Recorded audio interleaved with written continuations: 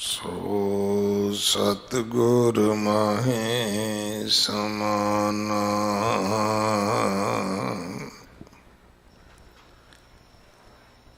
एह बाणी जो जियों जाने, इस अंतर रवे हर नाम। बाणी गुरु गुरु है बाणी, विच बाणी अमृत सारे।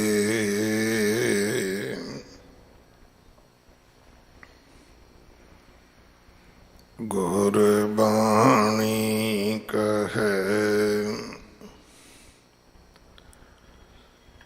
सेवक जन मानै, परतख गुरु निस्तारे।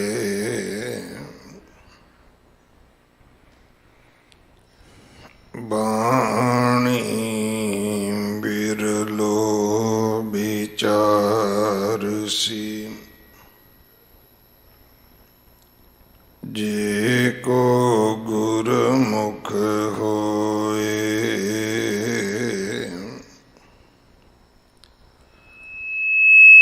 एह बाणी महापुरख की,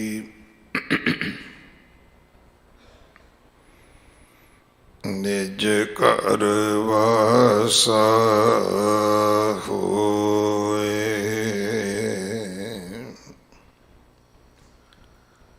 सलोक महला तीजा, पंडित पढ़ पढ़ उच्चा कूकदा। माया मोह प्यार, अंतर ब्रह्म न चीन्हई। मन मूर्ख गवार, दूजे पाए जगत पर बोधदा। ना बूझे विचार, बिरथा जन्म गवाया। मारे जमै वारो वार, महला तीजा। जिनी सतगुर सेविया, तिनी नाम पाया। बुझो कर विचार, सदा शांत सुख मन वसै। चूकै कूक पुकार, आपे नो आप खाए। मन निर्मल होवै, गुर शब्दी विचार। नानक शब्द रते से मुक्त हैं, हर जियो हेत प्यार। पौड़ी हर की सेवा सफल है, गुरमुख पावै थाई। जिस हर पावै तिस गुर मिलै, सो हर नाम ध्याए। गुर शबदी हर पाइयै, हर पार लंघाए। मन हठ किन्है न पायो, पुछो वेदां जाए। नानक हर की सेवा सो करे, जिस लए हर लाए। नानक हर की सेवा सो करे, जिस लए हर लाए।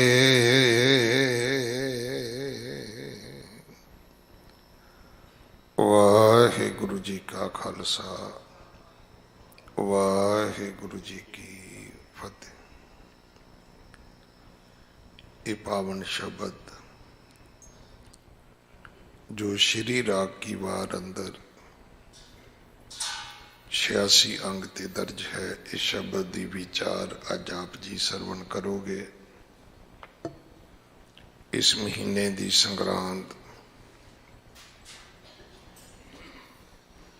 16 तरीक नूं है। 10वें पातशाह जी का प्रकाश गुरपुरब।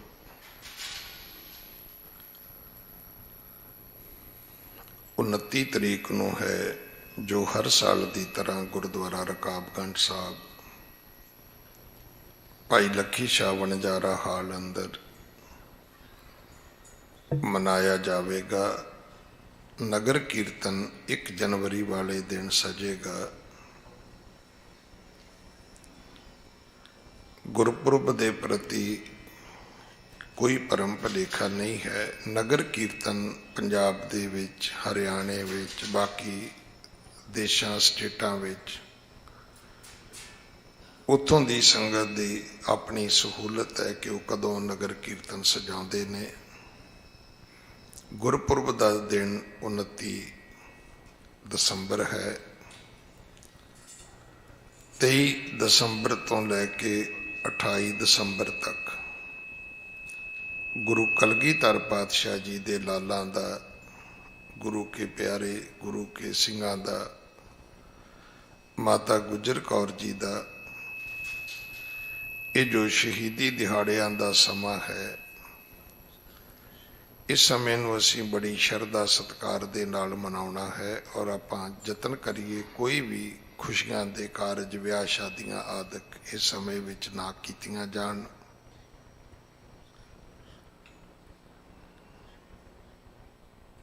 अमृत संचार हर ऐतवार 11 बजे हुंदा है। गुरु घर की सेवा दे विच गुरु के लंगरां वास्ते रसद,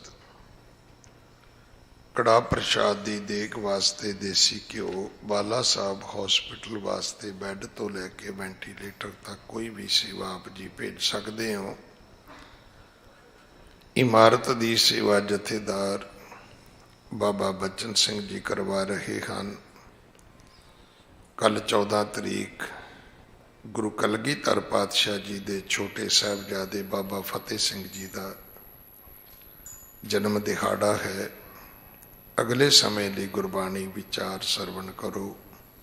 वाहिगुरु जी का खालसा, वाहिगुरु जी की फतेह। वाहिगुरु वाहिगुरु वाहिगुरु वाहिगुरु।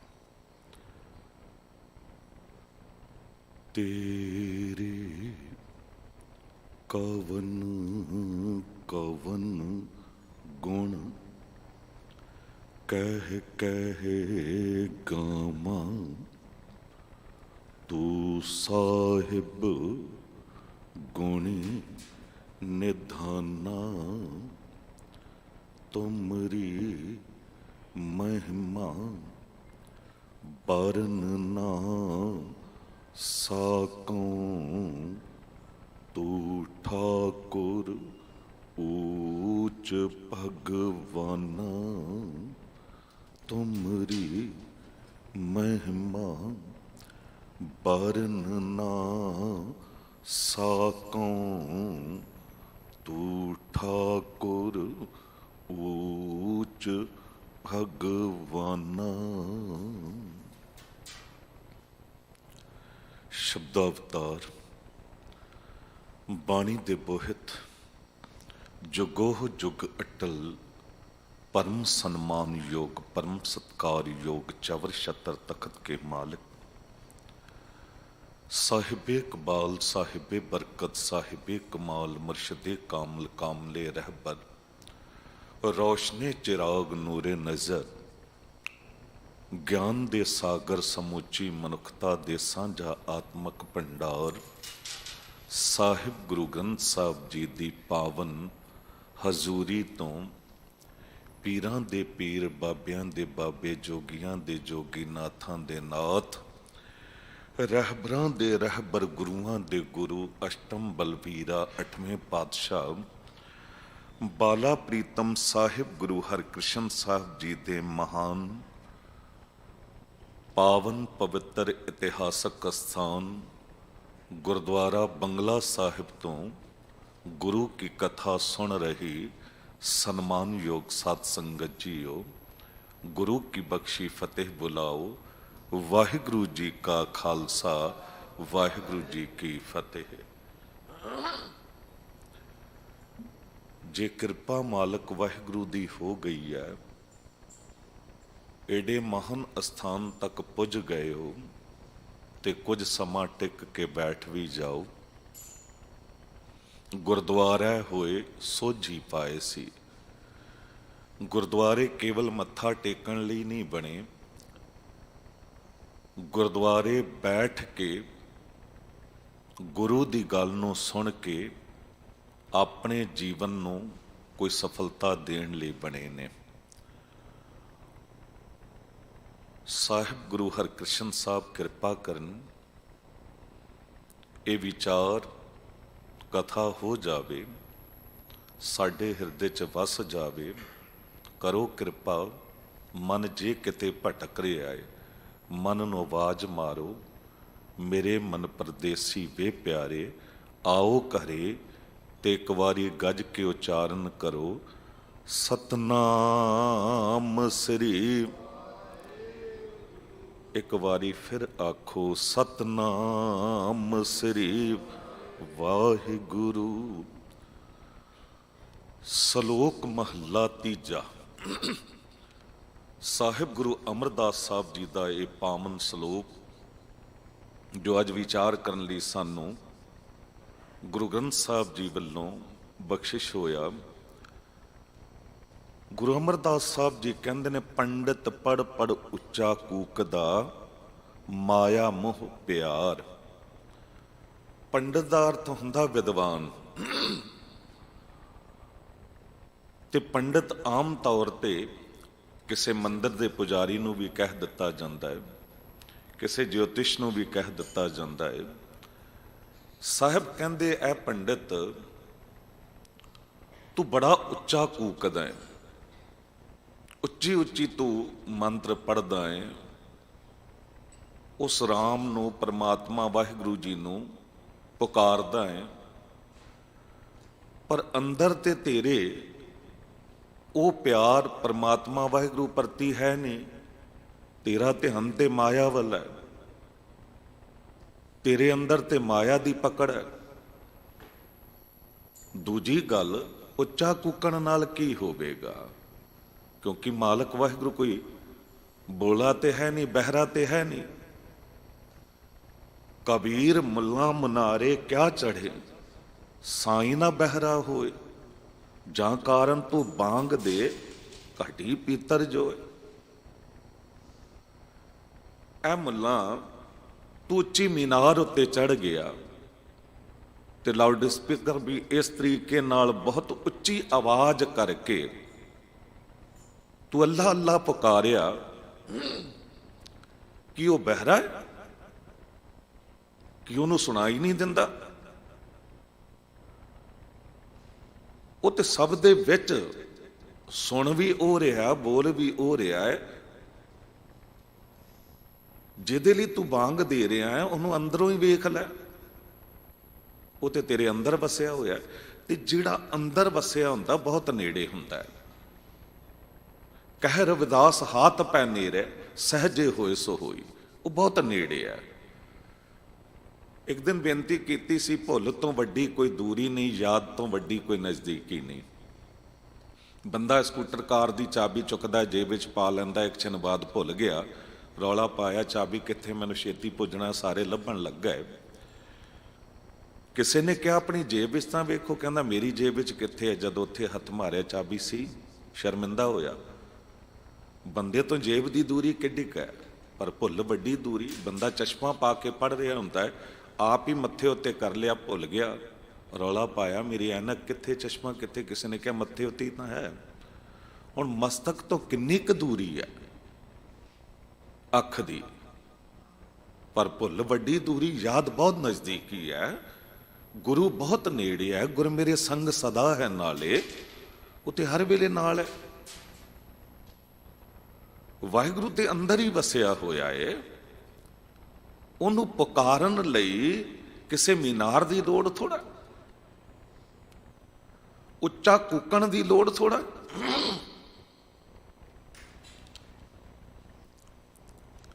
ਦਾਸ ਇੱਕ ਕੋਈ ਵਿਦਵਾਨ ਦੀ ਗੱਲ ਪੜ੍ਹ ਰਿਹਾ ਸੀ ਤੇ ਕਹਿੰਦੇ ਕੋਈ ਬ੍ਰਹਮ ਗਿਆਨੀ ਜੁੜੀ ਹੋਈ ਰੂਹ, ਕੋਈ ਭਗਤ ਬੰਦਾ ਸੀ, ਉਹਨੂੰ ਪਤਾ ਲੱਗਿਆ ਕਿ ਮੇਰਾ ਅਖੀਰ ਵੇਲਾ ਆ ਗਿਆ ਹੈ। ਤੇ ਉਹਨੇ ਆਪਣੇ ਚੇਲਿਆਂ ਨੂੰ ਆਵਾਜ਼ ਮਾਰੀ, ਨੇੜੇ ਬੁਲਾਇਆ ਤੇ ਇੱਕ ਸਵਾਲ ਕਰ ਦਿੱਤਾ। ਪੁੱਛਿਆ ਕਿ ਪਤੀ ਪਤਨੀ ਜਾਂ ਭੈਣ ਭਰਾ, ਪਿਓ ਪੁੱਤਰ, ਮਾਂ ਬੇਟੀ, ਕੋਈ ਵੀ ਹੋਣ, ਰਿਸ਼ਤਾ ਕੋਈ ਵੀ ਹੋਵੇ, ਤੇ ਜਦ ਬਿਲਕੁਲ ਨੇੜੇ ਨੇ, ਆਮਣੇ ਸਾਹਮਣੇ ਨੇ, ਤੇ ਫਿਰ ਉੱਚਾ ਬੋਲਣ ਦੀ ਕੀ ਲੋੜ ਹੈ? ਚੀਖ ਕੇ ਕਿਉਂ ਬੋਲਦੇ ਨੇ? ਚੀਖ ਕੇ ਕਿਉਂ ਬੋਲਦੇ ਨੇ? ਉੱਚਾ ਕਿਉਂ ਬੋਲਦੇ ਨੇ? ਹੁਣ ਬੱਚਿਆਂ ਨੇ ਆਪਣੇ ਆਪਣੇ ਤਰੀਕੇ ਨਾਲ ਜਵਾਬ ਦਿੱਤਾ। ਕਿਸੇ ਨੇ ਕਿਹਾ ਉਹਨੂੰ ਉੱਚਾ ਬੋਲਣ ਦੀ ਆਦਤ ਹੋਵੇਗੀ, ਕਿਸੇ ਨੇ ਕਿਹਾ ਦੂਜੇ ਨੂੰ ਉੱਚਾ ਸੁਣਦਾ ਹੋਵੇਗਾ, ਕਿਸੇ ਨੇ ਹੋਰ ਕੁਝ ਕਿਹਾ। ਉਹਨੇ ਕਿਹਾ ਨਹੀਂ, ਇਹ ਗੱਲ ਨਹੀਂ। ਤੇ ਚੇਲੇ ਕਹਿਣ ਲੱਗੇ, ਫਿਰ ਮਹਾਂਪੁਰਖੋ ਤੁਸੀਂ ਦੱਸੋ ਕਿਉਂ ਉੱਚਾ ਕੂਕਦੇ ਨੇ, ਕਿਉਂ ਬੋਲਦੇ ਨੇ, ਚੀਖਦੇ ਨੇ? ਉਹਨੇ ਕਿਹਾ ਸਰੀਰ ਕਰਕੇ ਭਾਵੇਂ ਨੇੜੇ ਨੇ, ਪਰ ਦਿਲ ਕਰਕੇ ਦੂਰ ਹੋ ਗਏ ਨੇ, ਇਸ ਕਰਕੇ ਉੱਚਾ ਕੂਕਦੇ ਨੇ, ਚੀਖਦੇ ਨੇ, ਗੁੱਸਾ ਕਰਦੇ ਨੇ। ਨਹੀਂ ਤੇ ਪਤੀ ਪਤਨੀ ਜਦ ਵਿਆਹ ਹੁੰਦਾ ਹੈ, ਜਦ ਪਿਆਰ ਸਤਿਕਾਰ ਹੁੰਦਾ ਇੱਕ ਦੂਜੇ ਦੇ ਪ੍ਰਤੀ, ਤੇ ਕਈ ਵਾਰੀ ਬੋਲਣ ਦੀ ਲੋੜ ਵੀ ਨਹੀਂ ਪੈਂਦੀ, ਇਸ਼ਾਰੇ 'ਚ ਹੀ ਗੱਲ ਹੋ ਜਾਂਦੀ ਹੈ, ਅੱਖਾਂ ਅੱਖਾਂ 'ਚ ਗੱਲ ਹੋ ਜਾਂਦੀ ਹੈ। ਪਿਓ ਪੁੱਤਰ 'ਚ ਸਾਂਝ ਹੋਵੇ, ਪਿਆਰ ਹੋਵੇ, ਤੇ ਪਿਓ ਪੁੱਤਰ ਦੀ ਉਹ ਬੋਲ ਬਾਣੀ ਬੜੀ ਮਿੱਠੀ ਹੁੰਦੀ ਹੈ। ਚੀਖ ਕੇ ਥੋੜਾ ਬੋਲਦੇ ਨੇ, ਮਾਂ ਬੇਟੀ ਚੀਖ ਕੇ ਥੋੜਾ ਬੋਲਦੇ ਨੇ। ਹਾਂ, ਜਿੱਥੇ ਸਤਿਕਾਰ ਘਟ ਜਾਵੇ, ਪਿਆਰ ਘਟ ਜਾਵੇ, ਉੱਥੇ ਫਿਰ ਲੋਕ ਗੁੱਸੇ 'ਚ ਬੋਲਦੇ ਨੇ, ਚੀਖ ਕੇ ਬੋਲਦੇ ਨੇ। ਸਾਹਿਬ ਅੱਜ ਕਹਿ ਰਹੇ ਨੇ, ਪੰਡਿਤ ਪੜ ਪੜ ਉੱਚਾ ਕੂਕਦਾ। ਤੂੰ ਪੜ ਪੜ ਕੇ ਮੰਤਰਾਂ ਨੂੰ, ਵੇਦਾਂ ਨੂੰ ਉੱਚਾ ਕੂਕ ਰਿਹਾ, ਇਹਦੇ ਨਾਲ ਕੀ ਹੋਵੇਗਾ? ਜੇ ਤੇਰੇ ਅੰਦਰ ਪਿਆਰ ਹੋਵੇ, ਵਾਹਿਗੁਰੂ ਪ੍ਰਤੀ ਸਤਿਕਾਰ ਹੋਵੇ, ਤੇ ਤੈਨੂੰ ਤੇ ਬੋਲਣ ਦੀ ਵੀ ਲੋੜ ਨਹੀਂ। ਤੇਰੇ ਅੰਦਰ ਖਿਆਲ ਹੀ ਆਵੇਗਾ, ਉਹਨੇ ਸੁਣ ਲੈਣਾ ਹੈ, ਉਹਨੇ ਸੁਣ ਲੈਣਾ ਹੈ। ਜਿਨ੍ਹਾਂ ਨੇ ਉਸ ਰੱਬ ਨੂੰ ਅੰਦਰੋਂ ਵੇਖਿਆ, ਉਹਨਾਂ ਨੇ ਕਹਿ ਦਿੱਤਾ, ਦਿਲ ਕੇ ਆईने में छुपा रखी है तस्वीरे यार, जब जरा गर्दन झुकाई देख ली। ਉਹ ਯਾਰ ਤੇ ਅੰਦਰ ਹੀ ਵਸਿਆ ਹੋਇਆ ਹੈ। ਦਿਲ ਅਗਰ ਦਾਨਾ ਬਵਦ ਅੰਦਰ ਕਿਨਾਰਸ਼ ਯਾਰ ਹਸਤ। ਭਾਈ ਨੰਦ ਲਾਲ ਸਾਹਿਬ ਜੀ ਕਹਿੰਦੇ ਤੇਰੇ ਕੋਲ ਵੇਖਣ ਵਾਲੀ ਅੱਖ ਹੋਣੀ ਚਾਹੀਦੀ ਹੈ, ਤੇਰੇ ਦਿਲ 'ਚ ਤਾਂਘ ਹੋਣੀ ਚਾਹੀਦੀ ਉਸ ਪਿਆਰੇ ਨੂੰ ਵੇਖਣ ਦੀ, ਉਹ ਤੇ ਤੇਰੇ ਅੰਦਰ ਹੀ ਵਸਿਆ ਹੋਇਆ। ਦਿਲ ਅਗਰ ਦਾਨਾ ਬਵਦ ਅੰਦਰ ਕਿਨਾਰਸ਼ ਯਾਰ ਹਸਤ, ਚਸ਼ਮ ਘਰ ਬੀਨਾ ਬਵਦ ਹਰ ਤਰਫ ਦੀਦਾਰ ਹਸਤ। ਹਰ ਇੱਕ ਵਿੱਚੋਂ ਤੂੰ ਉਹਨੂੰ ਵੇਖ ਸਕਦਾ ਹੈ। ਕੋਈ ਆਵਾਜ਼ ਮਾਰਨ ਦੀ ਲੋੜ ਥੋੜਾ। ਪਰ ਕਿਉਂ ਉੱਚਾ ਕੂਕਣਾ ਪੈ ਰਿਹਾ ਹੈ? ਕਿਉਂਕਿ ਦੁਨੀਆ ਨੂੰ ਵਿਖਾਉਣਾ ਹੈ। ਕਿਉਂ ਵਿਖਾਉਣਾ ਹੈ? ਮਾਇਆ ਮੋਹ ਪਿਆਰ, ਮਾਇਆ ਨਾਲ ਪਿਆਰ ਹੈ। ਰੱਬ ਨੂੰ ਨਹੀਂ ਸੁਣਾ ਰਿਹਾ ਤੂੰ, ਵਾਹਿਗੁਰੂ ਨੂੰ ਨਹੀਂ ਸੁਣਾ ਰਿਹਾ, ਦੁਨੀਆ ਨੂੰ ਸੁਣਾ ਰਿਹਾ ਹੈ। ਕਿਉਂਕਿ ਦੁਨੀਆ ਵੇਖੇਗੀ ਕਿ ਇਹ ਮੰਤਰ ਪੜ੍ਹ ਕੇ ਕੁਛ ਕਰ ਰਿਹਾ ਹੈ ਤੇ ਉਹ ਭੇਟਾ ਦੇਗੀ, ਉਹ ਦੌਲਤ ਦੇਗੀ। ਅੰਤਰ ਬ੍ਰਹਮ ਨਾ ਚੀਨਈ ਮਨ ਮੂਰਖ ਗਾਵਾਰ। ਅੰਤਰ ਬ੍ਰਹਮ, ਬ੍ਰਹਮ ਦਾ ਮਤਲਬ ਹੁੰਦਾ ਹੈ ਮਾਲਕ ਵਾਹਿਗੁਰੂ। ਸਾਹਿਬ ਕਹਿੰਦੇ ਬ੍ਰਹਮ ਬਿੰਦਾ ਤਿਸ ਦਾ ਬ੍ਰਹਮਤ ਰਹਿ, ਏਕ ਸ਼ਬਦ ਲਿਵ ਲਾਏ। ਕਹਿੰਦੇ ਅਸਲ ਬ੍ਰਾਹਮਣ ਪਤਾ ਕੌਣ ਹੈ? ਜਿਹਨੇ ਬ੍ਰਹਮ ਨੂੰ ਚੀਨਿਆ, ਬ੍ਰਹਮ ਨੂੰ ਜਾਣਿਆ। ਕਿਸੇ ਨੂੰ ਵੀ ਬ੍ਰਾਹਮਣ ਕਹਿ ਦਿੱਤਾ ਜਾਂਦਾ ਨਹੀਂ। ਬ੍ਰਾਹਮਣ ਕੌਣ ਹੈ? ਜਿਹਨੇ ਬ੍ਰਹਮ ਨੂੰ ਜਾਣਿਆ। ਆਮ ਤੌਰ ਤੇ ਕਈ ਵੀਰ ਆਪਣਾ ਸਰਨੇਮ ਚਤੁਰਵੇਦੀ ਲਾਉਂਦੇ ਨੇ, ਤ੍ਰਿਵੇਦੀ ਲਾਉਂਦੇ ਨੇ, ਦਿਵੇਦੀ ਲਾਉਂਦੇ ਨੇ, ਕੁਛ ਵੇਦੀ ਵੀ ਲਾਉਂਦੇ ਨੇ। ਵੇਦੀ ਜਿਹਨੇ ਇੱਕ ਵੇਦ ਪੜ੍ਹਿਆ, ਦਿਵੇਦੀ ਜਿਹਨੇ 2 ਵੇਦਾਂ ਦਾ ਪਠਨ ਕੀਤਾ ਹੋਇਆ, ਪੜ੍ਹਿਆ ਹੋਇਆ, ਸਮਝਿਆ ਹੋਇਆ। ਤ੍ਰਿਵੇਦੀ 3 ਵੇਦਾਂ ਦਾ ਗਿਆਤਾ, ਚਤੁਰਵੇਦੀ 4 ਵੇਦਾਂ ਦਾ ਗਿਆਤਾ। ਹੁਣ ਦੇ ਕਿਸੇ ਵੀਰ ਨੂੰ ਪੁੱਛੋ ਚਤੁਰਵੇਦੀ ਕਿਉਂ? ਤੂੰ ਪੜ੍ਹੇ ਨੇ ਵੇਦ, ਉਹਨੇ ਸ਼ਾਇਦ ਵੇਖੇ ਵੀ ਨਾ ਹੋਣ।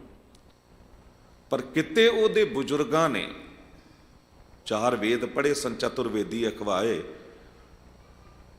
ਤੇ ਉਹੀ ਚੱਲਿਆ ਆ ਰਿਹਾ ਚਤੁਰਵੇਦੀ। ਬ੍ਰਾਹਮਣ ਉਹ ਨਹੀਂ ਜਿਹਨੂੰ ਬ੍ਰਾਹਮਣ ਕਹਿ ਦਿੱਤਾ ਗਿਆ। ਬ੍ਰਹਮ ਬਿੰਦਾ ਤਿਸ ਦਾ ਬ੍ਰਹਮਤ ਰਹਿ, ਏਕ ਸ਼ਬਦ ਲਿਵ ਲਾਏ। ਉਹਦਾ ਬ੍ਰਾਹਮਣਪੁਣਾ ਕਾਇਮ ਰਹਿੰਦਾ ਹੈ ਜੋ ਇੱਕ ਮਾਲਕ ਵਾਹਿਗੁਰੂ ਜੀ ਨਾਲ ਸੁਰਤ ਜੋੜ ਕੇ ਰੱਖਦਾ ਹੈ। ਪਰ ਸਾਹਿਬ ਕਹਿੰਦੇ ਇਹ ਪੰਡਤ ਅੰਤਰ ਬ੍ਰਹਮ ਨਾ ਚੀਨਈ, ਤੂੰ ਅੰਦਰ ਬ੍ਰਹਮ ਨੂੰ ਤੇ ਜਾਣਿਆ ਨਹੀਂ। ਮਨ ਮੂਰਖ ਗਾਵਾਰ, ਇਹ ਮਨ ਮੂਰਖ ਹੀ ਬਣਿਆ ਰਿਹਾ, ਗਮਾਰ ਹੀ ਬਣਿਆ ਰਿਹਾ। ਮੂਰਖ ਕਿਹਨੂੰ ਕਹਿੰਦੇ ਨੇ? ਮੂਰਖ ਦੀ ਡੈਫੀਨੇਸ਼ਨ ਕੀ ਹੈ? ਗੁਰੂ ਗ੍ਰੰਥ ਸਾਹਿਬ ਜੀ ਕਹਿੰਦੇ ਨਾਨਕ ਮੂਰਖ ਇਹ ਗੁਣ ਬੋਲੇ ਸਦਾ ਵਿਨਾਸ਼। ਕਹਿੰਦੇ ਅਸਲ ਮੂਰਖ ਉਹ ਹੈ ਜੋ ਬਕਵਾਸ ਹੀ ਬੋਲੇ।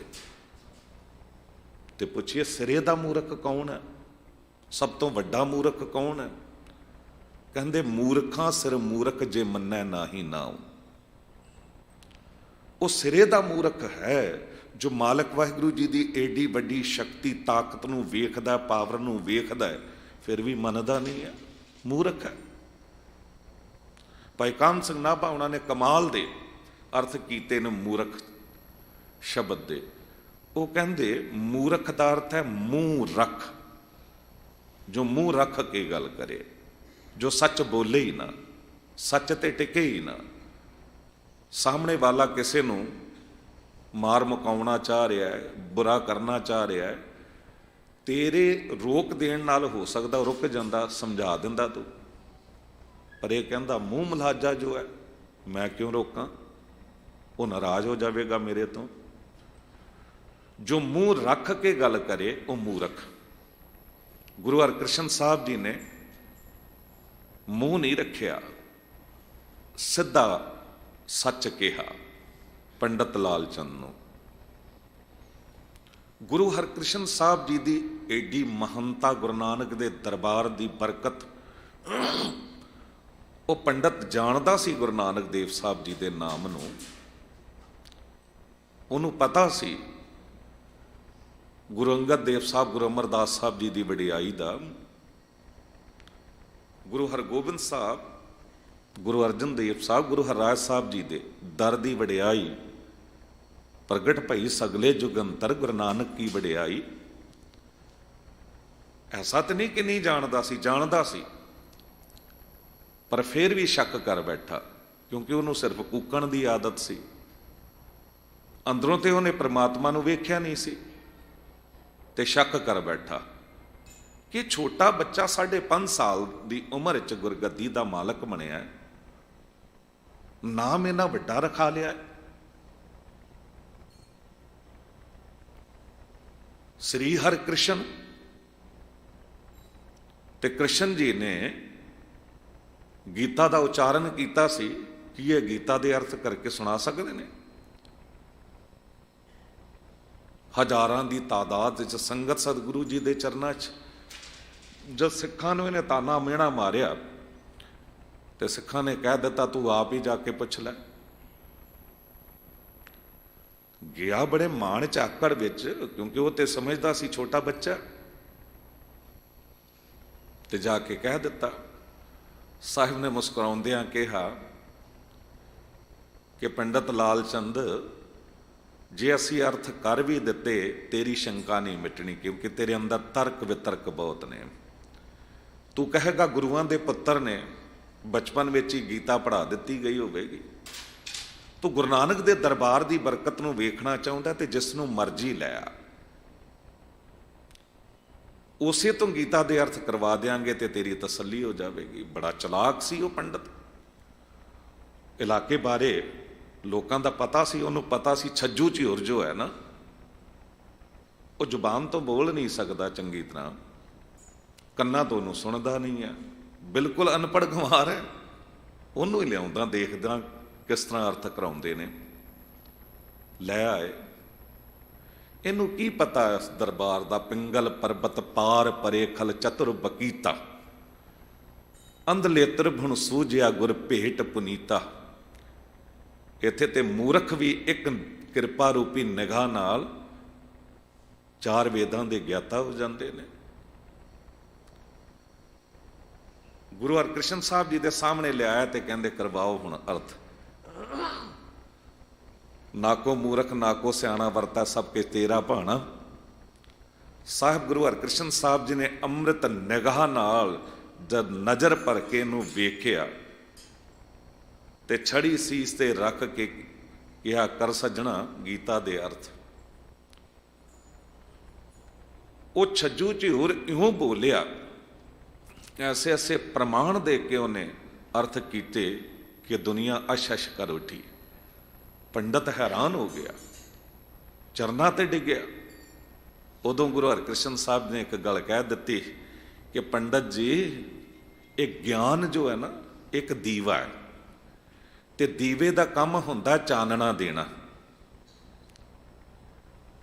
ਚੇਤੇ ਰੱਖਿਓ, ਜੇ ਚੰਗੀ ਵਰਤੋਂ ਕਰੋਗੇ ਚਾਨਣਾ ਦੇਵੇਗਾ, ਗਲਤ ਵਰਤੋਂ ਹੋ ਜਾਵੇ ਨਾ ਉਹੀ ਦੀਵਾ, ਜੇ ਹੱਥੋਂ ਛੁੱਟ ਜਾਵੇ, ਗਲਤੀ ਨਾਲ ਕੁਝ ਹੋਰ ਹੋ ਜਾਵੇ ਤੇ ਉਹਦੇ ਨਾਲ ਘਰ ਨੂੰ ਅੱਗ ਵੀ ਲੱਗ ਜਾਂਦੀ ਹੈ। ਘਰ ਸੜਦੇ ਵੇਖੇ ਗਏ ਨੇ। ਤੁਸੀਂ ਇਸ ਦੀਵੇ ਨਾਲ ਆਪਣਾ ਅੰਦਰ ਸਾੜ ਰਹੇ ਹੋ, ਇਹਦੀ ਵਰਤੋਂ ਠੀਕ ਕਰੋ। ਇਹਨੂੰ ਆਪਣੇ ਲਈ ਵੀ ਚਾਨਣੇ ਵਾਂਗ ਵਰਤੋ।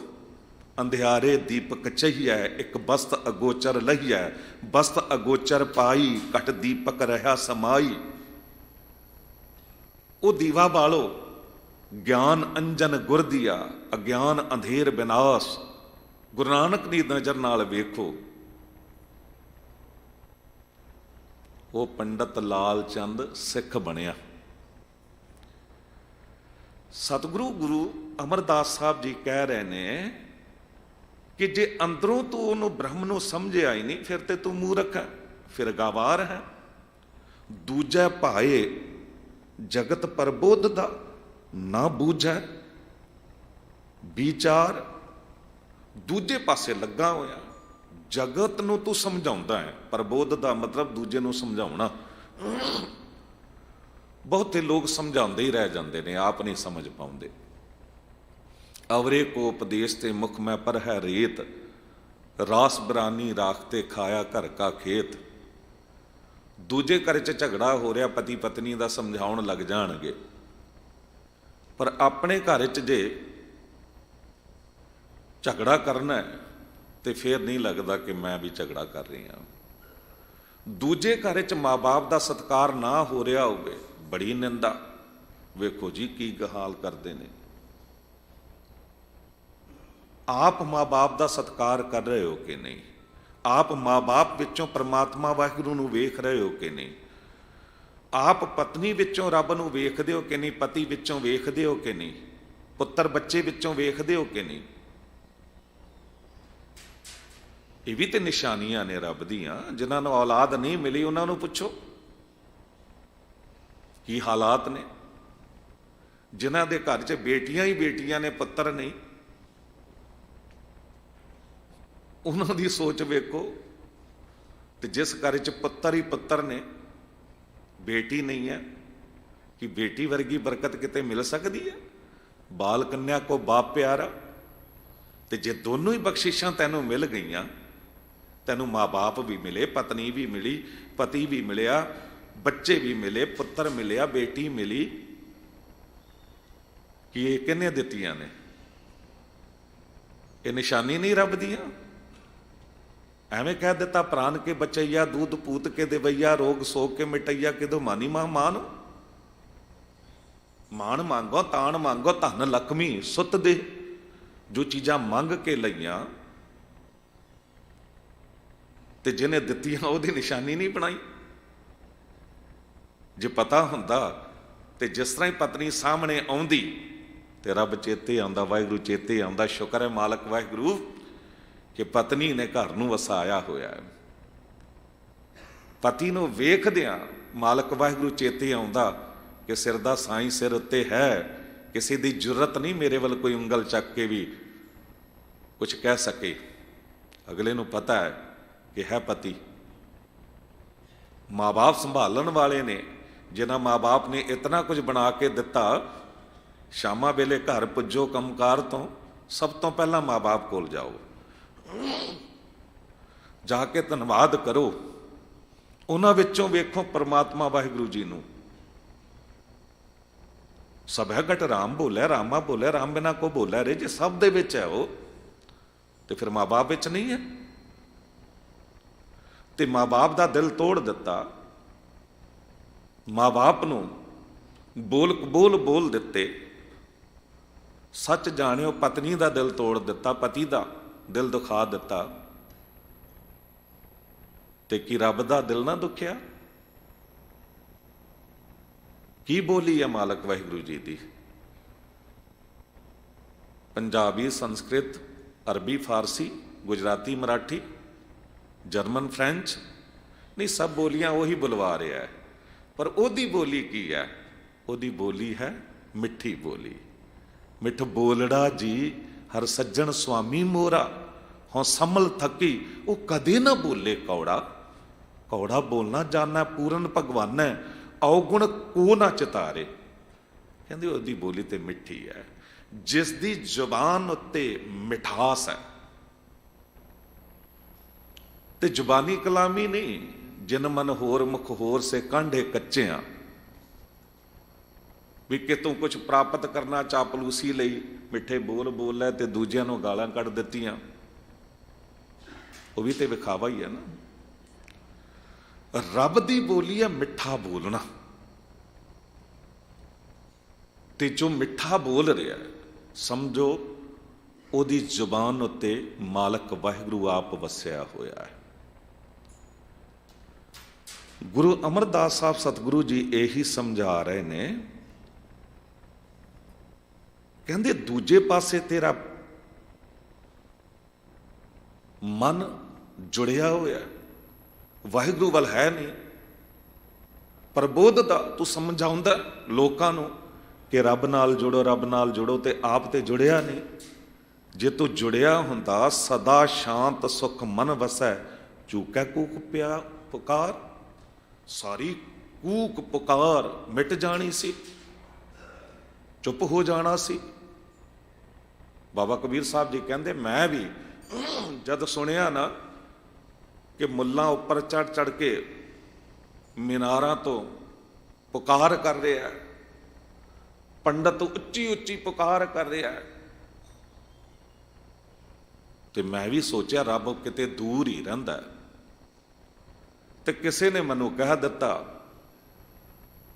कि वो खुदा तो काबे च है। कहते मैं भी तुर पिया। कबीर किस तरह कहते, कहते हज काबे हो जाए था, आगे मिलिया खुदाई। मैनू तो राह विच ही मिल पिया। वो राह विच मिल पिया का मतलब की है कि मैनू राह विच ही समझ आ गई है। वो खुदा किते, वो इन्नी क हस्ती है, वो एक बंदे वांग एको जगह बैठा। कहते वो तो मेरे नाल लड़ पे। मालक वाहिगुरु हज काबे हो जाए था, आगे मिलिया खुदाए, साईं मुझसों लड़ परिया तुझ किन फरमाई गाए। तैनू कहने कह दिता कि मैं सिर्फ उत्थे ही वसदा। उन्होंने राम क्यों कहा? क्योंकि सृष्टि च रमिया होया है, तां उन्होंने राम कहते ने। नाम दे बड़े डूंघे अर्थ ने। हुणे तुसीं सुन रहे सी, कहा जा रहा सी कि साहिबजादा जी का कल नूं जन्म दिहाड़ा है। 4 साहिबजादे। हैरान हुन्ना वा, डीप मीनिंग, ऐसा डूंघा अर्थ है उन्होंने नामां दा। अजीत सिंह केवल अजीत थोड़ा। जिस दिन भंगाणी का युद्ध जित के आए सन गुरु गोबिंद सिंह साहब सतगुरु, ते बाबा अजीत सिंह का जन्म होया। ते जंग जित के आए सन ते नाम रख दिता अजीत सिंह, जिन्हों कोई जित नहीं सकता। ते साका चमकौर साहब ये शहीदी दिहाड़े चल रहे हैं ना, ते जिदे चमकौर दी जंग हुई, सिंह शहीदियां प्राप्त कर रहे सन। लखां दी तादाद नाल लड़ के मुगलों के आहू ला रहे सन। हजारां नूं मार के आप शहीदियां प्राप्त कर रहे सन। ते बाबा अजीत सिंह वीर रस च आए। गुरु गोबिंद सिंह साहब सतगुरु जी ने कहा कि गुरु पिता जी मैनू भी जंग के मैदान में उतरन की आग्ञा दिओ। साहिब ने थापड़ा दिता ते कहा अजीत सिंह सामने जंग का मैदान है। जिस दिन भंगाणी का युद्ध जित के आए सा, तेरा जन्म होया सी, तेरा नाम रखिया सी अजीत सिंह, जिन्हों कोई जित ना सके। जंग के मैदान च जा रहा, तेरी छाती उत्ते ते जितने मर्जी वार होण, तेरे पिठ उत्ते एक भी वार नहीं होना चाहिए। कोई ये ना कह दे कि गुरु गोबिंद सिंह का पुत्र पिठ विखा के दौड़ रहा सी। तो मैदान जितना है। ते कहा बाबा अजीत सिंह ने, गुरु पिता जी तुसी मैनू नाम अजीत सिंह दिता है, नाम का अजीत हूं, जीता ना जाऊंगा। तुसी मैनू नाम अजीत सिंह दिता, मैं किसी तो जित्या किस तरह जावांगा? नाम का अजीत हूं, जीता ना जाऊंगा। जीता तो खैर, जे मैं जित गया तो ठीक है, हार के जीता ना आऊंगा। हार के जिंदा वापस नहीं आवांगा। सन्मुख लड़ के शहीदी प्राप्त करांगा। तो शहीद नूं कोई जित नहीं सकता। शहीद ते मैदान जितदा है। शहीद की जो मौत है वो कौम की हयात है। हयात तो हयात, वो मौत भी हयात है। वो तो मौत भी हयाती बन जाती है, वो जिंदगी बन जाती है कौमां दी। अजीत सिंह जिहदे अंदर जितण दा जज्बा है, जो अजित है, कोई जित नहीं सकता। ते कौन अजित रहेगा? जो जूझण वाला होगा। आम मनुख जिन्हों जूझना ही नहीं आता, जो जुझारू ही नहीं है, वो की मैदान जितेगा? तो यदा मतलब जुझार भी चाहिए। ते जिथे अजीत सिंह ते जुझार सिंह ने, जूझेगा कौन? जो जोरावर होगा। कमजोर की जूझ सकेगा? तो जोरावर भी चाहिए। जोरावर भी चाहिए।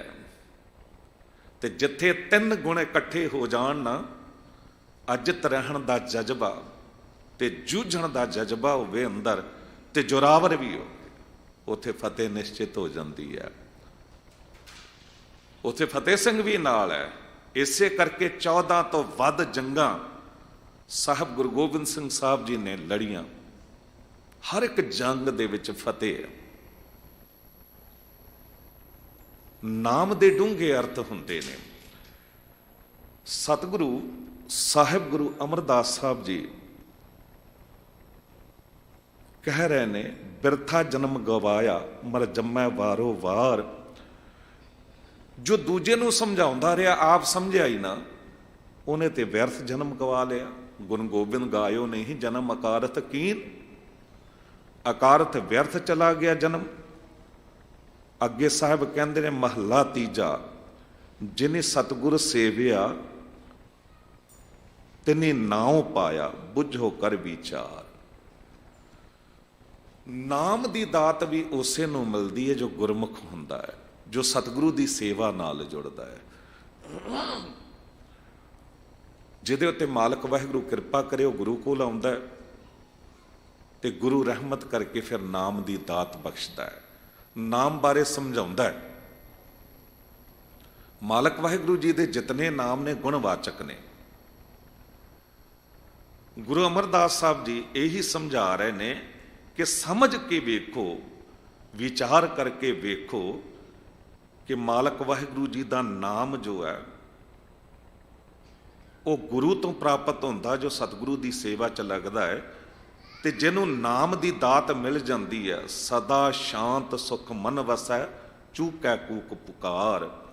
ਕਹਿੰਦੇ ਉਹਦੇ ਅੰਦਰ ਸ਼ਾਂਤੀ ਆ ਜਾਂਦੀ ਹੈ, ਸੁਖ ਮਨ ਵਿੱਚ ਵਸਦਾ ਹੈ ਤੇ ਕੂਕ ਪੁਕਾਰ ਖਤਮ ਹੋ ਜਾਂਦੀ ਹੈ। ਹੁਣ ਕੀ ਨਾਮ, ਬੰਦਾ ਕਹੇਗਾ ਮੇਰੇ ਕੋਲ ਨਾਮ ਹੈ, ਵਾਹਿਗੁਰੂ ਵਾਹਿਗੁਰੂ ਕਰ ਰਿਹਾ ਤੇ ਨਾਮ ਹੈ। ਕੋਈ ਰਾਮ ਰਾਮ ਕਰ ਰਿਹਾ, ਕਹਿੰਦਾ ਮੈਂ ਨਿਤ ਨਾਮ ਦਾ ਨਾਮ ਜਪਦਾ, ਕਿ ਨਾਮ ਮਿਲ ਗਿਆ ਉਹਨੂੰ। ਕੋਈ ਰਹੀਮ ਰਹੀਮ ਕਹਿ ਰਿਹਾ ਹੈ ਕਿ ਉਹਨੇ ਰਹੀਮ ਨੂੰ ਪ੍ਰਾਪਤ ਕਰ ਲਿਆ। ਜੇ ਪ੍ਰਾਪਤ ਕੀਤਾ ਹੁੰਦਾ ਤੇ ਰਹਿਮ ਅੰਦਰ ਪੈਦਾ ਹੋ ਜਾਂਦਾ, ਫਿਰ ਦੁਨੀਆ 'ਚ ਇੰਨੇ ਝਗੜੇ ਨਾ ਹੁੰਦੇ। ਫਿਰ ਕਿਤੇ ਬੰਬ ਸੁੱਟ ਦੇਣਾ, ਕਿਤੇ ਗੋਲੀਆਂ ਨਾਲ ਕਿਸੇ ਵੀ ਨਿਰਦੋਸ਼ਾਂ ਨੂੰ ਮਾਰ ਦੇਣਾ। ਕਹਤੇ ਉਹ ਵੀ ਰਹੀਮ ਰਹੀਮ ਰਹੇ ਨੇ। ਜਿਹਨਾਂ 4 ਸਾਹਿਬਜ਼ਾਦਿਆਂ ਨੂੰ ਜਿਨ੍ਹਾਂ ਨੇ ਸ਼ਹੀਦ ਕੀਤਾ, ਨਿੱਕੀਆਂ ਜੰਦਾਂ ਵੱਡੇ ਸਾਕੇ, ਉਹ ਜ਼ਾਲਮ ਵੀ ਤੇ ਵਿਖਾਵੇ ਨੂੰ ਰਹੀਮ ਰਹੀਮ ਕਹਿੰਦੇ ਸਨ, ਪਰ ਰਹਿਮ ਤੇ ਬਿਲਕੁਲ ਨਹੀਂ ਸੀ। ਉਹ ਜਲਾਦ ਰਹੀਮ ਰਹੀਮ ਨਹੀਂ ਕਹਿੰਦਾ ਸੀ ਜਿਹਨੇ ਭਾਈ ਮਤੀ ਦਾਸ ਜੀ ਨੂੰ ਆਰੇ ਨਾਲ ਚੀਰਿਆ। ਉਹ ਰਹੀਮ ਰਹੀਮ ਨਹੀਂ ਕਹਿੰਦਾ ਸੀ ਜੋ ਭਾਈ ਮਨੀ ਸਿੰਘ ਜੀ ਦੇ ਬੰਦ ਬੰਦ ਕੱਟੇ ਜੇ ਨੇ। ਅਸਲ ਵਿੱਚ ਜ਼ੁਬਾਨੀ ਕਲਾਮੀ ਰਹੀਮ ਰਹੀਮ ਕਹਿਣ ਵਾਲਾ, ਰਾਮ ਰਾਮ ਕਹਿਣ ਵਾਲਾ, ਵਾਹਿਗੁਰੂ ਵਾਹਿਗੁਰੂ ਕਹਿਣ ਵਾਲਾ, ਉਹਦੇ ਕੋਲ ਨਾਮ ਨਹੀਂ ਹੈ। ਨਾਮ ਉਹਦੇ ਕੋਲ ਹੈ ਜਿਹਨੇ ਨਾਮ ਨੂੰ ਸਮਝਿਆ ਤੇ ਕਮਾਇਆ ਹੈ। ਰਹੀਮ ਰਹੀਮ ਕਹਿੰਦੇ ਆ ਜਿਹਦੇ ਅੰਦਰ ਰਹਿਮ ਪੈਦਾ ਹੋ ਗਿਆ। ਰਾਮ ਰਾਮ ਕਹਿੰਦੇ ਆ ਜਿਸਨੇ ਹਰ ਇੱਕ ਵਿੱਚੋਂ ਰਾਮ ਨੂੰ ਵੇਖ ਲਿਆ ਵੀ ਇਹਦੇ ਵਿੱਚ ਵੀ ਰਾਮ ਹੈ, ਇਹਦੇ ਵਿੱਚ ਵੀ ਰਾਮ ਹੈ। ਸਭੈ ਗਟ ਰਾਮ ਬੋਲੇ, ਰਾਮਾ ਬੋਲੇ, ਰਾਮ ਬਿਨਾ ਕੋ ਬੋਲੇ ਰੇ। ਤੇ ਫਿਰ ਮੈਂ ਇਹਦਾ ਬੁਰਾ ਕਿਸ ਤਰ੍ਹਾਂ ਕਰ ਸਕਦਾ? ਮੈਂ ਇਹਦੇ ਪਿੱਠ ਪਿੱਛੇ ਵਾਰ ਕਿਸ ਤਰ੍ਹਾਂ ਕਰ ਸਕਦਾ? ਮੈਂ ਇਹਦੇ ਘਰ 'ਚ ਧੋਖਾ ਕਿਸ ਤਰ੍ਹਾਂ ਕਰ ਸਕਦਾ? ਕਿਉਂਕਿ ਉੱਥੇ ਵੀ ਰਾਮ ਹੈ। ਫਿਰ ਤੇ ਸਾਰੇ ਝਗੜੇ ਮੁੱਕ ਜਾਣਗੇ। ਵਾਹਿਗੁਰੂ ਵਾਹਿਗੁਰੂ ਕਹਿਣ ਵਾਲੇ ਨੂੰ ਵਾਹ ਗੁਰੂ ਵਾਹ ਨਿਕਲੇ, ਇੰਨਾ ਮਹਾਨ ਹੈ ਪਰਮਾਤਮਾ। ਉਹ ਸਭ ਕੁਝ ਵੇਖ ਰਿਹਾ। ਉਹ ਜਲਤੇ ਥਲ ਕਰ ਥਲ ਤੇ ਕੂਆਂ ਕੂਪ ਤੇ ਮੇਰ ਕਰਾਵੇ, ਧਰਤੀ ਤੇ ਆਕਾਸ਼ ਚੜਾਵੇ, ਚੜੇ ਆਕਾਸ਼ ਗਰਾਵੇ। ਉਹ ਇਹ ਕੁਝ ਕਰ ਸਕਦਾ। ਉਹ ਨਾਰੀ ਤੇ ਜੋ ਪਰਖ ਕਰਾਵੇ, ਪਰਖਣ ਤੇ ਜੋ ਨਾਰੀ, ਉਹ ਪਲ ਵਿੱਚ ਇਹ ਕੁਝ ਕਰ ਸਕਦਾ। ਖਿਨਮੈ ਰਾਉ ਰੰਗ ਕੋ ਕਰੀ, ਰਾਉ ਰੰਗ ਕਰ ਡਾਰੇ। ਫਿਰ ਸੋਚੋ, ਅਸੀਂ ਕਿਸੇ ਦਾ ਬੁਰਾ ਕਰ ਸਕਾਂਗੇ? ਕਿਸੇ ਦਾ ਹੱਕ ਖੋ ਸਕਾਂਗੇ? ਫਿਰ ਤੇ ਅਸੀਂ ਆਪਣੇ ਆਪ ਨੂੰ ਇੱਕ ਕਿਣਕਾ ਵੀ ਨਹੀਂ ਸਮਝਾਂਗੇ। ਬਾਬਾ ਅਟਲ ਰਾਏ ਜੀ ਚਲਾਣਾ ਕਰ ਗਏ, ਜੋਤੀ ਜੋਤ ਸਮਾ ਗਏ।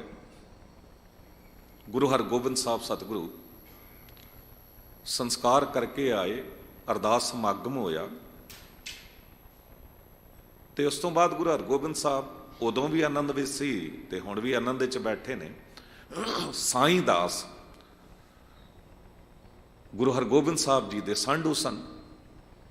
ਉਹਨਾਂ ਨੇ ਜਦ ਵੇਖਿਆ ਸਤਿਗੁਰੂ ਜੀ ਦੇ ਚਿਹਰੇ ਤੇ ਕੋਈ ਸ਼ਿਕਨ ਨਹੀਂ, ਕੋਈ ਦੁੱਖ ਨਹੀਂ, ਕੋਈ ਅੱਖਾਂ 'ਚ ਅਥਰੂ ਨਹੀਂ, ਤੇ ਹੁਜਤ 'ਚ ਕਹਿ ਦਿੱਤਾ, ਸਤਿਗੁਰੂ ਜੀ ਤੁਹਾਡਾ ਜਿਗਰ ਦਾ ਟੋਟਾ ਅਟਲ ਰਾਏ ਚਲਾਣਾ ਕਰ ਗਿਆ ਤੇ ਤੁਹਾਨੂੰ ਕੋਈ ਦੁੱਖ ਨਹੀਂ, ਕੋਈ ਗਮ ਨਹੀਂ। ਗੁਰੂ ਹਰਗੋਬਿੰਦ ਸਾਹਿਬ ਜੀ ਨੇ ਕਿਹਾ, ਸਾਈਂ ਦਾਸ ਜ਼ਮੀਨ ਤੇ ਇੱਕ ਲਕੀਰ ਖਿੱਚ ਦਿੱਤੀ। ਹੁਣ ਕਿਹਾ ਮਿਟਾ ਦੇ, ਮਿਟਾ ਦਿੱਤੀ। ਪੁੱਛਿਆ ਤੂੰ ਜ਼ਮੀਨ ਤੇ ਲਕੀਰ ਖਿੱਚੀ, ਕੋਈ ਪ੍ਰਸੰਨਤਾ ਖੁਸ਼ੀ ਹੋਈ ਤੈਨੂੰ? ਸਤਿਗੁਰੂ ਜੀ ਤੁਸੀਂ ਕਿਹਾ ਖਿੱਚ ਦਿਓ, ਮੈਂ ਖਿੱਚ ਦਿੱਤੀ, ਇਹਦੇ 'ਚ ਕਿਹੜੀ ਖੁਸ਼ੀ? ਤੂੰ ਲਕੀਰ ਮਿਟਾਈ, ਕੋਈ ਗਮ ਕੋਈ ਦੁੱਖ ਹੋਇਆ ਤੈਨੂੰ? ਤੁਸੀਂ ਕਿਹਾ ਲਕੀਰ ਖਿੱਚ ਦਿਓ, ਮੈਂ ਖਿੱਚ ਦਿੱਤੀ, ਤੁਸੀਂ ਕਿਹਾ ਮਿਟਾ ਦਿਓ, ਮੈਂ ਮਿਟਾ ਦਿੱਤੀ, ਇਹਦੇ 'ਚ ਕਿਹੜੀ ਖੁਸ਼ੀ ਤੇ ਕਿਹੜਾ ਗਮ? ਉਦੋਂ ਗੁਰੂ ਹਰਗੋਬਿੰਦ ਸਾਹਿਬ ਜੀ ਨੇ ਕਿਹਾ, ਸਾਈਂ ਦਾਸ ਬਾਬਾ ਅਟਲ ਰਾਏ ਜੀ ਉਸ ਵਾਹਿਗੁਰੂ ਜੀ ਦੇ ਸਾਹਮਣੇ ਇੱਕ ਲਕੀਰ ਤੋਂ ਵੱਧ ਕੁਝ ਨਹੀਂ ਸਨ। ਉਹਦੀ ਮਰਜ਼ੀ ਸੀ, ਉਹਨੇ ਖਿੱਚ ਦਿੱਤੀ, ਉਹਦੀ ਮਰਜ਼ੀ ਸੀ, ਉਹਨੇ ਮਿਟਾ ਦਿੱਤੀ, ਇਹਦੇ 'ਚ ਕਿਹੜੀ ਖੁਸ਼ੀ ਤੇ ਕਿਹੜਾ ਗਮ? ਜਦ ਪੜ੍ਹਦਾ ਤੇ ਅੰਦਰ ਤੱਕ ਕੰਬ ਜਾਂਦਾ। ਬਾਬਾ ਅਟਲ ਰਾਏ ਵਰਗੀ ਸ਼ਖਸੀਅਤਾਂ ਜਿਨ੍ਹਾਂ ਦੀ ਰਸਨਾ ਉੱਤੇ ਵਾਹਿਗੁਰੂ ਵਸਦਾ ਸੀ, ਜੇ ਬੋਲ ਕੇ ਕਹਿ ਦੇਣ ਮੁਰਦੇ ਵੀ ਉੱਠ ਕੇ ਤੁਰ ਪੈਣ, ਪ੍ਰਭ ਜੀ ਬਸਾ ਸਾਧ ਕੀ ਰਸਨਾ। ਤੇ ਇਹੋ ਜਿਹੀ ਸ਼ਖਸੀਅਤਾਂ ਵਾਹਿਗੁਰੂ ਜੀ ਦੇ ਸਾਹਮਣੇ ਇੱਕ ਲਕੀਰ ਤੋਂ ਵੱਧ ਕੁਝ ਨਹੀਂ, ਸਾਡਾ ਗੁਰੂ ਕਹਿ ਰਿਹਾ ਹੈ। ਫਿਰ ਅਸੀਂ ਤੇ ਇੱਕ ਕਿਣਕਾ ਵੀ ਨਹੀਂ ਆ, ਅਸੀਂ ਬਿੰਦੂ ਵੀ ਨਹੀਂ ਆ। ਕਿਸ ਵੇਲੇ ਕਿਸੇ ਦਾ ਪੈਰ ਪੈ ਜਾਵੇ ਤੇ ਉਹ ਕਿਣਕਾ ਇੱਕ ਉਹਦਾ ਨਿਸ਼ਾਨ ਵੀ ਮਿਟ ਜਾਵੇ, ਨਾਮੋ ਨਿਸ਼ਾਨ। ਕੀ ਬੰਦੇ ਦੀ ਬੁਕਤ ਹੈ? ਕੁਛ ਵੀ ਨਹੀਂ ਹੈ। ਉਹੀ ਹੈ, ਉਸੇ ਦੀ ਬੁਕਤ ਹੈ ਜਿਹਨੇ ਨਾਮ ਨੂੰ ਜਾਣਿਆ ਹੈ ਤੇ ਜਿਹੜਾ ਨਾਮ ਨਾਲ ਜੁੜਿਆ ਹੋਇਆ ਹੈ। ਕੌਣ ਆਪੇ ਨੂੰ ਆਪ ਖਾਏ, ਮਨ ਨਿਰਮਲ ਹੋਵੇ, ਗੁਰ ਸ਼ਬਦੀ ਵਿਚਾਰ। ਆਪੇ ਨੂੰ ਆਪ ਖਾਏ। ਆਪੇ ਨੂੰ ਆਪ ਖਾਏ ਦਾ ਮਤਲਬ ਕੀ ਹੋਇਆ? ਆਪਣੇ ਆਪ ਨੂੰ ਰਿੰਨ ਕੇ ਨਹੀਂ ਖਾ ਲੈਣਾ, ਆਪਣੇ ਆਪ ਨੂੰ ਗਵਾਉਣਾ ਹੈ। ਜੋ ਬੰਦਾ ਕਹਿ ਰਿਹਾ ਮੇਰੇ ਕਰਕੇ ਪਰਿਵਾਰ ਚੱਲ ਰਿਹਾ, ਮੇਰੇ ਕਰਕੇ ਘਰ-ਬਾਰ ਚੱਲ ਰਿਹਾ, ਮੇਰੇ ਕਰਕੇ ਕਾਰੋਬਾਰ ਚੱਲ ਰਿਹਾ ਹੈ, ਮੇਰੇ ਕਰਕੇ ਸੰਸਾਰ ਚੱਲ ਰਿਹਾ, ਇੱਥੇ ਤੱਕ ਕਹਿ ਦਿੰਦਾ ਬੰਦਾ ਮੇਰੇ ਕਰਕੇ ਦਰਬਾਰ ਚੱਲ ਰਿਹਾ, ਗੁਰਦੁਆਰਾ ਵੀ ਮੇਰੇ ਕਰਕੇ ਚੱਲ ਰਿਹਾ। ਨਹੀਂ, ਤੂੰ ਗੁਰੂ ਦੇ ਕਰਕੇ ਚੱਲ ਰਿਹਾ, ਵਾਹਿਗੁਰੂ ਦੇ ਕਰਕੇ ਚੱਲ ਰਿਹਾ। ਬਸ ਇਹ ਸਮਝ ਆ ਜਾਵੇ। ਜਦ ਵੀ ਮੱਥਾ ਟੇਕਿਆ ਨਾ, ਆਪਣੇ ਆਪ ਨੂੰ ਗਵਾ ਲੈਣਾ ਹੈ। ਸ਼ਬਦ ਸੁਰਤ ਲਿਵ ਲੀਨ ਹੋਏ, ਉਹ ਆਪ ਗਵਾਵੇ। ਪੰਡਤ ਦੀ ਗੱਲ ਚੱਲ ਰਹੀ ਹੈ ਨਾ, ਕਿਉਂ ਨਹੀਂ ਪੰਡਤ ਜੀਵਨ ਸਫਲ ਕਰ ਸਕੇ? ਐਸਾ ਨਹੀਂ ਕਿ ਕਿਸੇ ਨੇ ਨਹੀਂ ਕੀਤਾ। ਜਿਨ੍ਹਾਂ ਨੂੰ ਸਮਝ ਆ ਗਈ, ਜਿਨ੍ਹਾਂ ਨੇ ਆਪ ਗਵਾ ਲਿਆ, ਭਾਵ ਕਿ ਆਪਣੇ ਅਹੰਕਾਰ ਨੂੰ ਮਾਰ ਲਿਆ, ਉਹਨਾਂ ਨੂੰ ਸਮਝ ਵੀ ਆ ਗਈ। ਸਤਿਗੁਰੂ ਗੁਰੂ ਨਾਨਕ ਦੇਵ ਸਾਹਿਬ ਜੀ ਜਦ ਨਾ 5-6 ਸਾਲ ਦੀ ਉਮਰ ਦੇ ਹੋਏ, ਤੇ ਜਿਸ ਤਰ੍ਹਾਂ ਹਰ ਇੱਕ ਪਿਤਾ ਆਪਣੇ ਬੱਚੇ ਲਈ ਇੰਤਜ਼ਾਮ ਕਰਦਾ ਪੜ੍ਹਾਈ ਲਿਖਾਈ ਦਾ, ਤੇ ਮਹਿਤਾ ਕਾਲੂ ਜੀ, ਮਹਿਤਾ ਕਲਿਆਣ ਦਾਸ ਜੀ ਵੀ ਸਭ ਤੋਂ ਚੰਗਾ ਪਾਂਧਾ ਜੋ ਸੀ, ਪਾਂਧਾ ਮਾਸਟਰ ਟੀਚਰ ਇਲਾਕੇ ਦਾ। ਉਦੋਂ ਇੱਕੋ ਟੀਚਰ ਕਈ ਵਾਰੀ ਸਾਰੇ ਸਬਜੈਕਟ ਪੜ੍ਹਾਉਂਦਾ ਹੁੰਦਾ ਸੀ, ਤੇ ਗੋਪਾਲ ਪਾਂਧਾ ਸੀ ਇੱਥੇ। ਉਹਦੇ ਕੋਲ ਲੈ ਗਏ ਗੁਰੂ ਨਾਨਕ ਦੇਵ ਸਾਹਿਬ ਜੀ ਨੂੰ, ਤੇ ਵੇਖਿਆ ਪਟਵਾਰੀ ਦਾ ਪੁੱਤਰ ਹੈ। ਸਭ ਤੋਂ ਪਹਿਲੀ ਪੰਕਤੀ 'ਚ ਬਿਠਾਇਆ ਗੋਪਾਲ ਪਾਂਧੇ ਨੇ, ਤੇ ਫੱਟੀ ਦੇ ਦਿੱਤੀ ਗੁਰੂ ਨਾਨਕ ਦੇਵ ਸਾਹਿਬ ਜੀ ਨੂੰ। ਜਿਸ ਵੇਲੇ ਨਾਨਕ ਜੀ ਪੁੱਜੇ ਸਨ, ਉਦੋਂ ਉਹ ਗੋਪਾਲ ਪਾਂਧਾ ਬਲੈਕ ਬੋਰਡ ਦੇ ਉੱਤੇ ਸੱਸਾ ਅੱਖਰ ਲਿਖ ਕੇ ਪੜ੍ਹਾ ਰਿਹਾ ਸੀ। ਉਹਨੇ ਨਾਨਕ ਜੀ ਨੂੰ ਕਿਹਾ कि नानक ये वेख ते फट्टी उत्ते ये सस्सा अखर लिख। गुरु नानक देव साहब जी ने सामने तो पूछ लिया कि पांधा जी इस अखर का मीनिंग की है, अर्थ की है, मतलब की है। हैरान होया पांधा, हाले आया ही है तो सवाल जवाब करन लग गया। फिर भी जवाब तो देना सी। कहन लगा नानक एक अखर का कोई मतलब नहीं हुंदा, अर्थ नहीं हुंदा। कई अखर जुड़ते ने, कोई शब्द बनता है, उसका अर्थ हुंदा। गुरु नानक देव साहब जी ने फट्टी सुट दी। हुण फट्टी सुट्टण का मतलब ये नहीं सी कि पांधे की निरादरी नहीं, एक तरीका सी कि सब का ध्यान इधर आवे। एक क्रांतिकारी तरीका, सारे बच्चों का ध्यान उधर। फट्टी सट्टी। पांधा भी गुस्से च आया तो कहता है, जब गुरु नानक देव साहब जी ने कहा ना कि पांधा जी जिस अखर का कोई मतलब ही नहीं, उन्होंने पढ़न का की लाभ है, फट्टी सट दी। तो पांधे ने कहा फिर तू दस इस अखर का मतलब की है, जे तैनू ज़्यादा पता है। गुरु नानक देव साहब जी ने कहा पांधा जी एक अखर ही तो पहला लिखिया जाता है, उसे का सारा पसारा अगे हुंदा है। पांधा कहंदा तू इस अखर का अर्थ दस सस्से का। उदों गुरु नानक देव साहब जी ने बाणी उचारण की, सस्सै सोए सृष्ट जिन साजी, सबना साहिब एक भया, सेवत रहे चित जिन का लागा, आया तिनका सफल भया। सस्से तो इउं जानो कि सृष्टि की रचना उस मालक वाहिगुरू जी ने की है। सबना साहिब एक भया, ते सब दा मालक वो एक है। सेवत रहे, देखो लड़ी किस तरह सस्से अखर दी बनी है। सेवत रहे चित जिन का लागा, कहंदे जिन्हां दा चित जुड़िया, जिन्हां ने एक अखर नूं समझिया, उहदा पसारा वेखिया, वो ते जुड़ गए वाहिगुरू नाल। उन्हां नूं समझ आ गई कि एक तो ही सारा संसार पैदा होया है। वो सेवा च जुड़ गए। आया तिनका सफल भया, उन्हां दा आउणा सफल हो गया, बाकी व्यर्थ। हुण पंडित नूं समझ आउण शुरू हो गई गल, अहंकार टुटिया। ते कहंदे नानक होर खोल के समझाओ।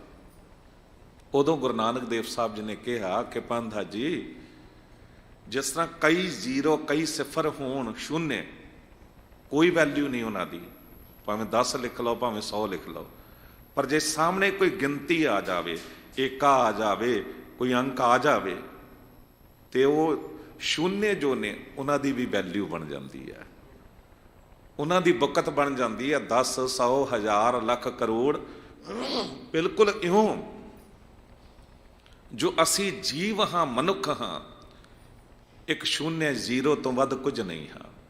पर जद असी एक नाल जुड़ जाते हैं, असी मालक वाहिगुरू जी नाल जुड़ जाते हैं, तो साडी बुकत बन जाती है, साडी वैल्यू बन जाती है। उन्हां बारे कहा जाता है आया तिनका सफल भया।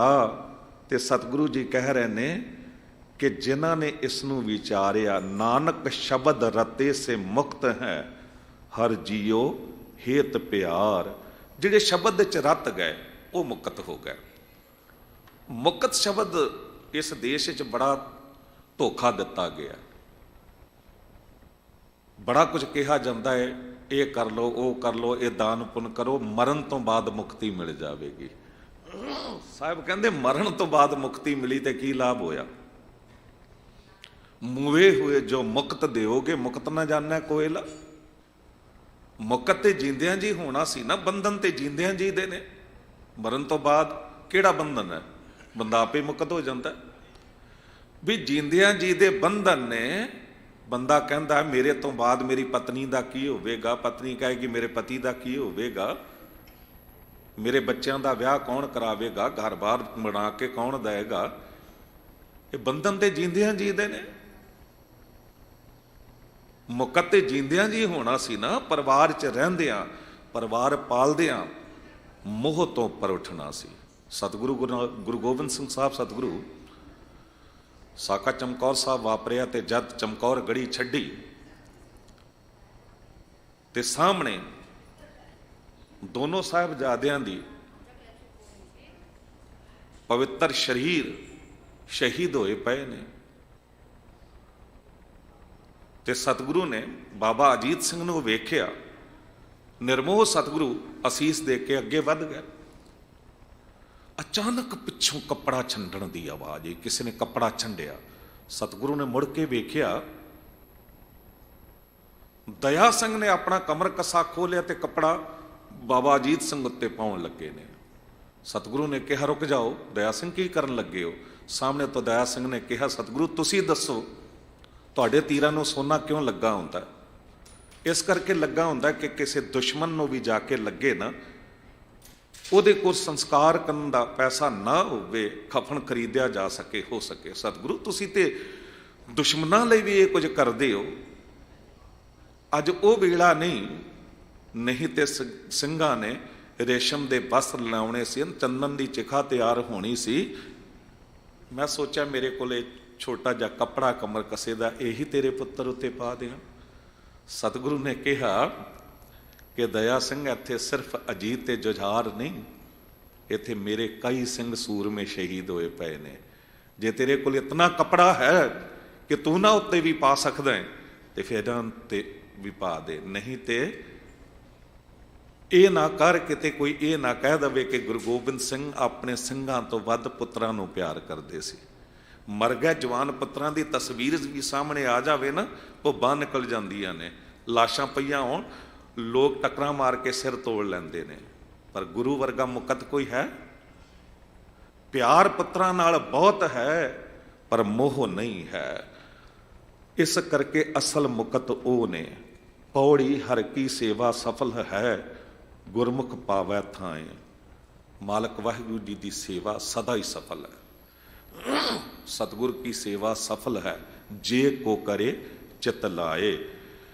ਪਰ ਕਿਉਂ ਕਿਆ ਗੁਰਮੁਖ ਪਾਵੈ ਥਾਏ?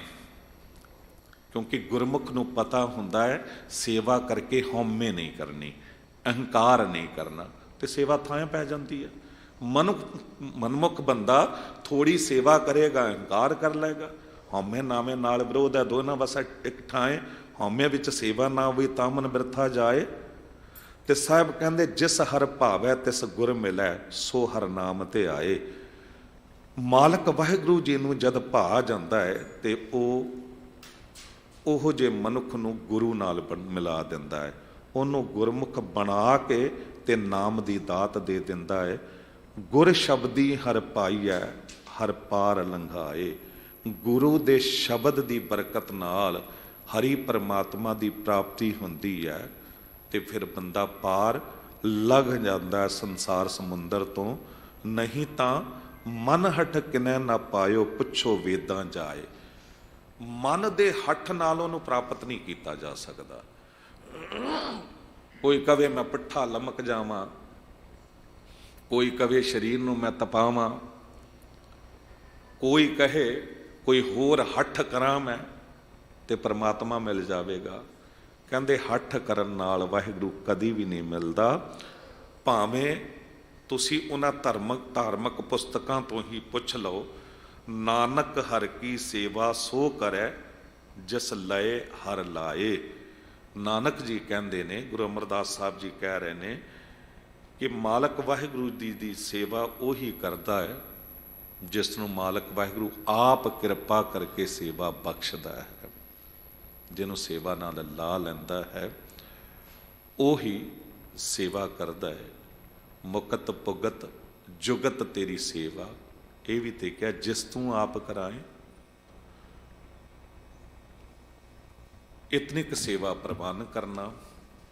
ਇਕਾਗਰਤਾ ਤੁਹਾਡੀ ਬਹੁਤ ਮਿਲੀ ਹੈ, ਦੂਰ ਤੱਕ ਨਜ਼ਰ ਜਾ ਰਹੀ, ਸਾਰੇ ਹੀ ਸੁਚੇਤ ਹੋ ਕੇ ਗਰਦਨਾਂ ਸਿੱਧੀਆਂ ਕਰਕੇ ਬੈਠੇ ਰਹੇ ਹੋ। ਗੁਰੂ ਦਰਬਾਰ 'ਚ ਬੈਠਣ ਦਾ ਤਰੀਕਾ ਵੀ ਇਹੀ ਹੈ। ਦੁਨੀਆ ਦੇ ਹਰ ਇੱਕ ਮਨੁੱਖ ਦੀ ਦੌੜ ਹੈ, ਦੁੱਖ ਸਾਰੇ ਘਰੋਂ ਬਾਹਰ ਕੱਢਦੇ ਹਾਂ, ਸੁੱਖ ਘਰ 'ਚ ਲੈ ਆਵਾਂ। ਦੁੱਖਾਂ ਦੀ ਪੰਡ ਪੋਟਲੀ ਚੁੱਕ ਕੇ ਬਾਹਰ ਸਟਾਵਾਂ, ਸੁੱਖਾਂ ਦੀ ਪੰਡ ਘਰ 'ਚ ਲੈ ਆਵਾਂ। ਪਰ ਜਿਤਨਾ ਅਸੀਂ ਸੁੱਖਾਂ ਦੇ ਪਿੱਛੇ ਦੌੜਦੇ ਹਾਂ ਉਤਨੇ ਦੁੱਖ ਅੱਗੇ ਆਉਂਦੇ ਨੇ। ਸੁੱਖਾਂ ਦੇ ਸਾਧਨ ਵੀ ਦੁੱਖ ਦਾ ਕਾਰਨ ਬਣ ਗਏ ਨੇ। ਪੁੱਛੇ ਸਤਿਗੁਰੂ ਜੀ ਕਿਸ ਤਰ੍ਹਾਂ ਦੁੱਖ ਦੂਰ ਹੋਣਗੇ? ਗੁਰੂ ਨਾਨਕ ਦੇਵ ਸਾਹਿਬ ਜੀ ਕਹਿੰਦੇ ਮੈਂ ਤੇ ਰੋਜ਼ ਜਪਜੀ ਸਾਹਿਬ ਵਿੱਚ ਆਵਾਜ਼ ਮਾਰ ਕੇ ਕਹਿੰਦਾ, ਗਾਵੀਐ ਸੁਣੀਐ ਮਨ ਰੱਖੀਐ ਭਾਉ। ਜਦ ਵੀ ਗੁਰਦੁਆਰੇ ਗਿਆ ਮਨ 'ਚ ਸ਼ਰਧਾ ਪਿਆਰ ਲੈ ਕੇ ਗਾਉਣਾ ਹੈ ਤੇ ਕੀਰਤਨ ਕਥਾ ਦੇ ਰੂਪ ਵਿੱਚ ਸੁਣਨਾ ਹੈ। ਫਿਰ ਹੋਵੇਗਾ ਕਿ ਦੁੱਖ ਪਰ ਹਰ ਸੁੱਖ ਕਰ ਲੈ ਜਾਏ। ਪਰ ਇਹ ਸਤਿਕਾਰ ਕਿਹਨਾਂ ਦੇ ਅੰਦਰ ਪੈਦਾ ਹੁੰਦਾ? ਜਿਨ ਮਨ ਭਾਓ ਤਿਨਾ ਮਨ ਭਾਓ। ਜਿਨ੍ਹਾਂ ਦੇ ਅੰਦਰ ਗੁਰੂ ਦਾ ਡਰ ਅਦਬ ਸਤਿਕਾਰ ਟਿਕਿਆ ਹੈ, ਉਹਨਾਂ ਦੇ ਅੰਦਰ ਪਿਆਰ ਪੈਦਾ ਹੁੰਦਾ ਹੈ। ਉਹ ਪਿਆਰ ਸਤਿਕਾਰ ਤੁਹਾਡੇ 'ਚ ਵੇਖਣ ਨੂੰ ਮਿਲਿਆ। ਸਾਂਝੇ ਤੌਰ ਤੇ ਸਭ ਲਈ ਅਰਦਾਸ ਹੈ, ਸ੍ਰੀ ਹਰਿਕ੍ਰਿਸ਼ਨ ਤਿਹਾਈ ਹੈ, ਜਿਸ ਡਿਠੇ ਸਭ ਦੁੱਖ ਜਾਏ। ਤੇਗ ਬਹਾਦਰ ਸਿਮਰੈ ਹਰ ਨੌ ਨਿਧ ਆਵੈ ਧਾਏ, ਸਭ ਥਾਈ ਹੋਏ ਸਹਾਏ। ਸੀਸਗੰਜ ਸਾਹਿਬ ਗੁਰਦੁਆਰੇ ਦੇ ਰਸਤੇ ਖੁੱਲ੍ਹੇ ਨੇ। ਕਿਤੇ ਕੋਈ ਨੈਗੇਟਿਵ ਗੱਲ ਕਰੇ ਨਾ, ਉਹਨੂੰ ਦੱਸ ਦਿਆ ਕਰੋ ਕਿ 24 ਘੰਟੇ ਗੱਡੀਆਂ ਰੇਲਵੇ ਸਟੇਸ਼ਨ ਸਾਈਡ ਤੋਂ ਪੌੜੀਆ ਪੁਲ ਤੋਂ ਸਿੱਧਾ ਹੀ ਅੰਦਰ ਆਉਂਦੀਆਂ ਨੇ। ਸੋ ਇਹ ਭੁਲੇਖਾ ਕੱਢ ਦਿਓ ਕਿ ਸੀਸਗੰਜ ਸਾਹਿਬ ਕੋਈ ਰਾਹ ਬੰਦ ਨੇ, ਬੇਅੰਤ ਸੰਗਤਾਂ ਆਉਂਦੀਆਂ ਨੇ। ਬੁਲਾਓ ਫਤਿਹ। ਵਾਹਿਗੁਰੂ ਜੀ ਕਾ ਖਾਲਸਾ, ਵਾਹਿਗੁਰੂ ਜੀ ਕੀ ਫਤਿਹ।